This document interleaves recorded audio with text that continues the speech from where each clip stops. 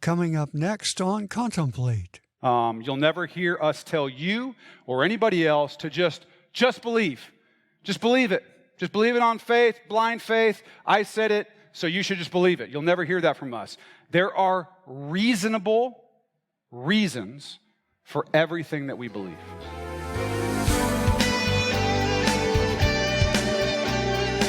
So why do you believe what you believe? And not just about faith, about anything. Another thought-provoking episode is on the way. And here's Pastor David with today's lesson, recorded live at Acts Church. Let's talk about what the goal is of this series so that we understand why we're doing this, what we're doing.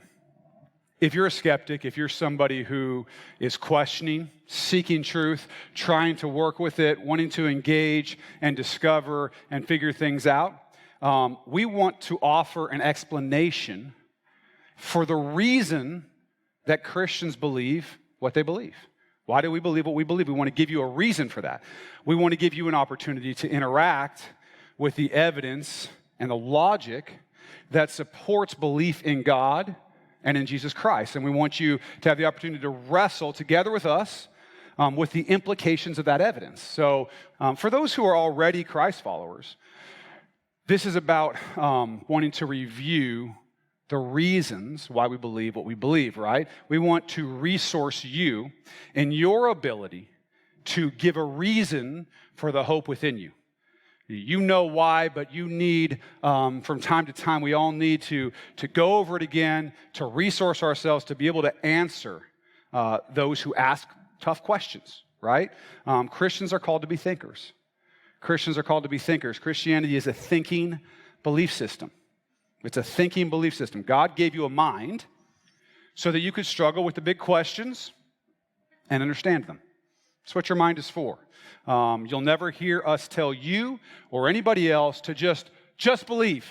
Just believe it. Just believe it on faith, blind faith. I said it, so you should just believe it. You'll never hear that from us. There are reasonable reasons for everything that we believe. There are reasonable reasons for everything we believe. And so you might ask, why is this different? This seems kind of different than normal church. Maybe you haven't been in a church that's done a series quite like this or engaged with these kinds of questions. And I'm not really sure what normal church is, but I can tell you this about Acts Church, if you're new or wondering, we're very committed to teaching the Bible. And so that's what we're called to do as a church, and that's what we do, and we love to do that. But part of teaching the Bible is to lay the groundwork for why we believe that there's a God in the first place. We have to lay that groundwork. We have to believe that there's a God before we believe that God is the true God of the Bible, right? And why we believe the Bible is reliable and why we believe you can trust it. Those questions can't be grounded in the Bible until we have a reason to believe the Bible. We can't say to someone who's questioning, the Bible is true because the Bible says it's true, right? That's not a convincing argument to someone who doesn't yet believe that there's a God or doesn't yet believe that the Bible is true. You can't use the Bible then to prove the Bible because they don't trust the Bible. Does that make sense? So we have to go through the process of laying a groundwork for believing all of these things, right? And so we need to be equipped to effectively answer those questions because people are out in this world are asking legitimate and tough questions.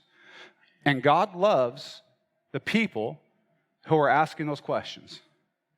And Christ followers love the people who are asking those questions. And so part of loving people in this context is learning what you need to learn to know how to answer those questions, because that's what love looks like. When somebody has legitimate questions, they're wondering about the big questions of life, and you have answers, you should be able to give those and give them effectively, right? And so that's what we're doing. We're equipping you in that. This is for everyone, okay? We don't just preach to the choir, sort of, and do this kind of like, like I said, we said it, just believe it and move on. We love you. Whether you're here for the very first time, whether you've been here a long time, We love you, and we want to take you seriously, and we want to answer your real and honest questions. So you will be treated with respect here, whether you're a Christ follower or an atheist or whatever you are. We'll respect you, and we'll respect your intellect. And let me tell you why we do that. We respect your intellect because we believe God made you in his image and likeness. And so because we believe that God made you in his image and likeness, we believe that you were made smart. We believe that you were made with the ability to think well, and so we'll always treat you like you have the ability to think well. Okay? We know you can read, we know you can think, so we know that you're going to have questions, and we're going to treat you like your questions are serious, and we're going to take them seriously. Okay? You'll find that belief that we have about you and your ability to think and your ability to come to new discoveries and things like that is actually opposed to some other worldviews which believe that your thinking process is random and determined. In other words, you don't really have, and so you're not really thinking what the molecules in your body and around you are making you do. And so you're not really thinking, you just have the illusion of thinking. We actually think you're really thinking. That's why we take this so seriously, okay? Now, having said that, our belief that you're smart does not mean that we will agree with everything that you think, okay? It doesn't mean that we'll agree with everything that you think, but it does mean that we believe we have a duty to justify our beliefs by showing that they are reasonable and that they're backed by evidence. That's the respect that we believe we owe, okay? We're not going to ask you to believe anything on blind faith. I'm very passionate about thinking well and about using logic and reason and evidence to discover truth and making sure that the answers to the big questions are coherent and comprehensive, that they make sense together and that they cover everything that we can possibly know. Right, that it all fits. So those are things that I'm very passionate about, and I think that Christ followers, the more that you discover about God and who he is, and the more that you see, the more passionate about those things you become as he grows you and transforms you. So before we can really begin a study like this, there are actually a couple objections, a couple things that we have to deal with, okay? First, we have to defend the ability to have a study like this in itself. And so we're gonna start kind of slow and work into this thing so that we're all on the same page about what it means to study these types of things, okay? We are going to be defending truth statements, truth claims about God, about nature, about who we are, about how you and I and all of us fit into the big story of life. But we first have to defend the idea that we can even talk about truth, that we can talk about truth at all. There are those who suggest that we cannot talk about truth. There are those who suggest that those who think that they have truth are arrogant, they're exclusivist, they've got an issue. And so one of the objections that I hear is something like this: I don't like the fact that Christians believe that their answers to the big questions are the only true answers. Some people say that. Some people are very concerned about that. I don't like that about Christianity. Why do Christians think that they're right and everybody else is wrong? Is another way I sometimes hear that. So let's be clear about a couple things, just starting out. First, Christians do believe that they are right about what they believe, okay? Of course they do, right? It would be silly not to believe that what you believed was true. If you did not believe that what you believed was true, by definition, you would not believe what you believe. So just to be clear, okay? Christians do believe that what they believe is true by virtue of the word belief and what it means, okay? So Christians cannot be docked points.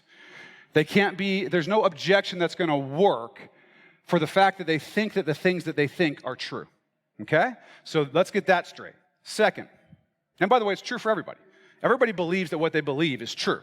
There's no problem with that. That's not a bad thing. That's not something objectionable.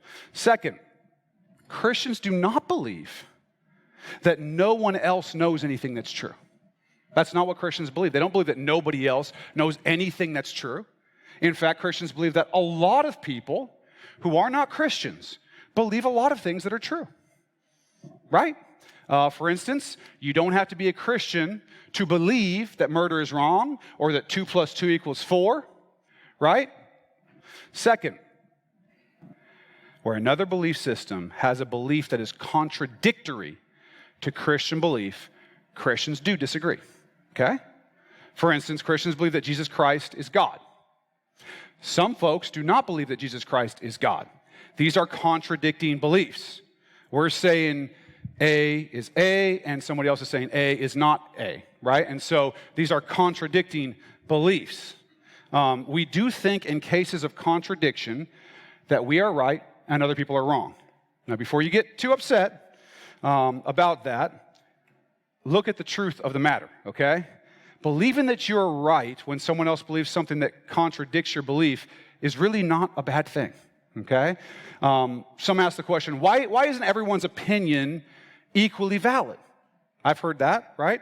Everyone's opinion is equally valid. Here's the reason why that's not true. Because not all opinions are equally consistent with the truth.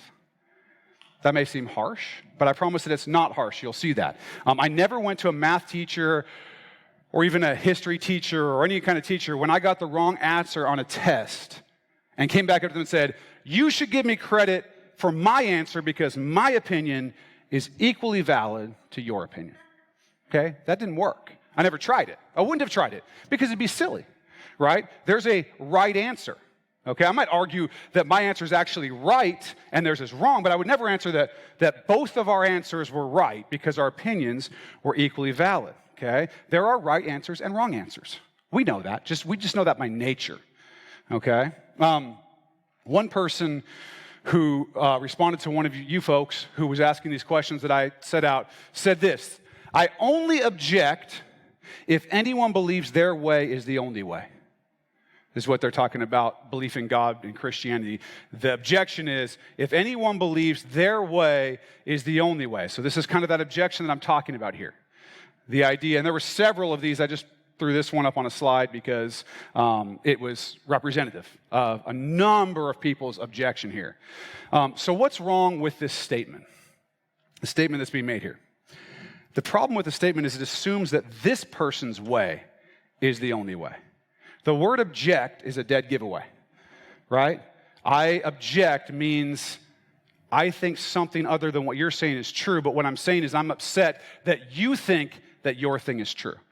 So why are you allowed to object and believe your thing is true, but I'm not allowed to object and think my thing is true, right? Objecting means I disagree, I think you're wrong. So saying all ways are equally true is an exclusive truth statement.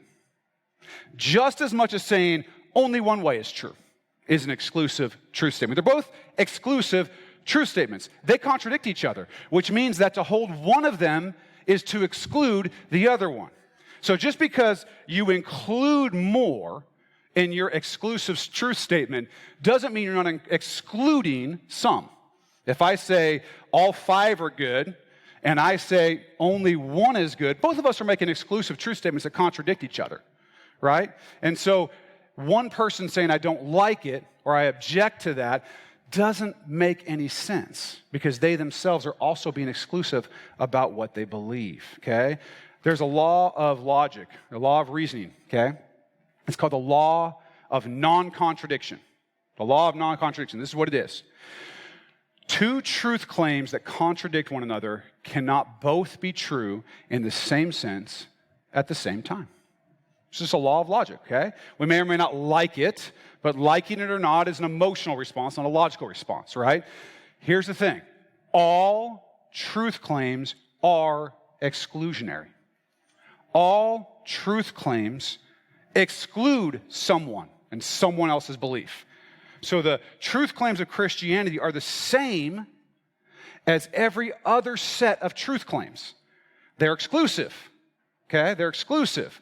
One cannot use logic and object to Christianity on the ground that Christianity is exclusive because whatever other thing you put in its place is going to end up being exclusive too. Even if that thing says everybody's right. First of all, that statement is impossible. Impossible, because if I contradict it, I can't be right, based on the logical law of non-contradiction, right? So you can't have that. You can't have everybody's right. Okay, so some people object to the exclusivity of any truth statement or any truth claim made by anyone when it's about God. One way or the other, believe in him, don't believe him, any kind of truth claim that's made about God, they object to any truth claim that's made about God, and they do this on different grounds, okay? These objections would classify truth claims about God as arrogant because they're presumptuous. They're presumptuous. They're cheeky, as our British friends would say. The reason they would say this is because they would claim there's not enough quality evidence. There's not enough quantity of quality evidence to make a determination about the existence or non-existence of God one way or the other. Now, that's a truth claim, right? They're saying, we do not believe that there's enough evidence to make a statement, a truth claim about God, whether he exists, whether he doesn't exist. They're making a statement about the amount of evidence necessary. So the question is that true, right? Is it true that there's not? Okay? There's a philosophical field called epistemology. And epistemology, you don't need to remember that word. It just has to do with what do we know, how can we know, those types of things. This objection is based in that, in epistemology. What can we know? How do we know it? What's necessary to know something? Okay? How can people know that a truth claim is true? It depends on what you mean by know. Okay, that's my lawyer answer. It depends on what you mean by know. We could talk for hours and hours on the nuances of the question, what can we know? How can we know? Okay, but providentially, we have at least some data to use to answer this question. The real question that we can get down to, that I think everyone can agree with, is what level of certainty do we need in order to be justified in believing that something is true? Okay, let me say that again. What level of certainty do we need in order to be justified in thinking that something is true? In other words, somebody could not object and say, you're arrogant to believe that God does or doesn't exist because you have enough evidence to justify a belief one way or the other. How much evidence do you need? What level of certainty do you need? As an attorney, I dealt with this issue all the time. It's called the burden of proof. The burden of proof, right? We convict people of crimes if we believe they committed an act and they have a certain mental culpability, and we believe they committed that act with a certain level of certainty, with a specific level of certainty.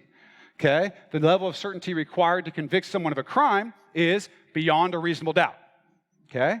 I don't have a single reasonable doubt about whether this person committed this crime. In other words, I'm pretty darn certain. You can never be completely certain because you weren't there. The point is that there's a standard. There's a standard for the amount of evidence necessary to justify believing that someone is guilty of a crime. There's a standard for it, okay?